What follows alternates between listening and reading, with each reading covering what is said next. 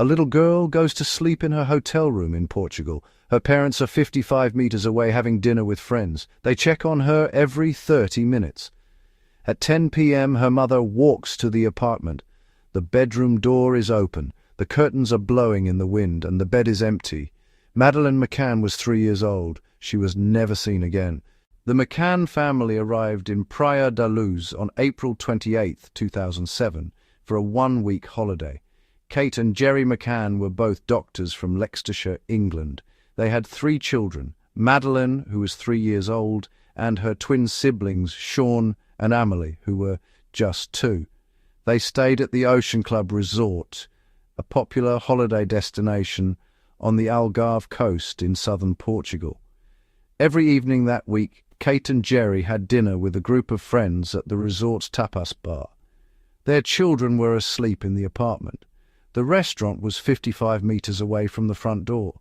They could see the entrance from where they sat. They checked on the children every 30 to 40 minutes throughout the evening, taking turns walking back and forth.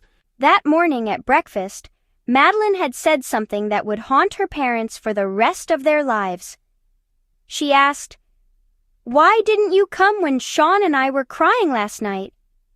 Her parents would later wonder whether someone had already been in that room the night before. Thursday, May 3rd, was the second to last day of their holiday.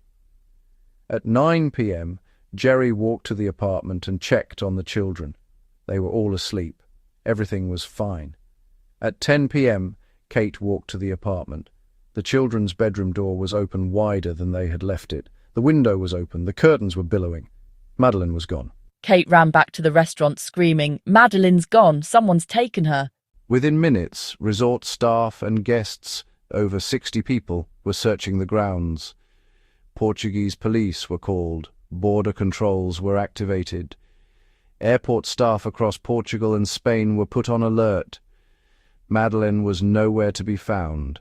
The case became global news within 24 hours. Madeleine's face was on the front page of every major newspaper in the world.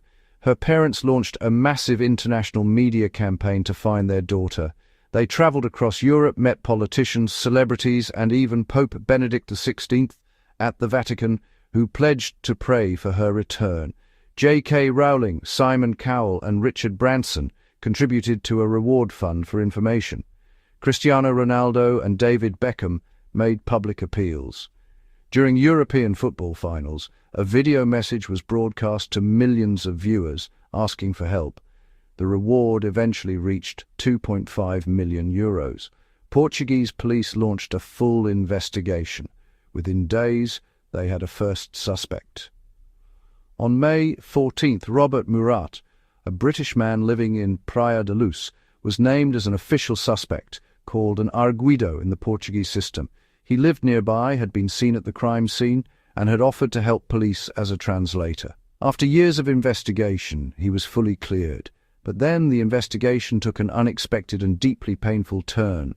In August 2007, specially trained British search dogs were brought in to examine the apartment and a car the McCanns had rented 25 days after Madeleine's disappearance. The dogs signalled the presence of a cadaver scent and traces of blood. On September 7, 2007, Kate and Gerry McCann themselves were named as official suspects. Kate was questioned for 11 hours, Gerry for 9. Portuguese police allegedly pressured Kate to confess that Madeleine had died in an accident and that the couple had disposed of the body. Kate refused. Both denied any involvement. By September 19th, the district attorney ruled there was insufficient evidence to continue treating them as suspects. The forensic evidence from the car was later deemed inconclusive. The blood traces in the apartment were found to come from a different person entirely. In July 2008, Portugal's Attorney General archived the case. There was simply not enough evidence to charge anyone. Kate and Gerry McCann were free, but their daughter was still missing.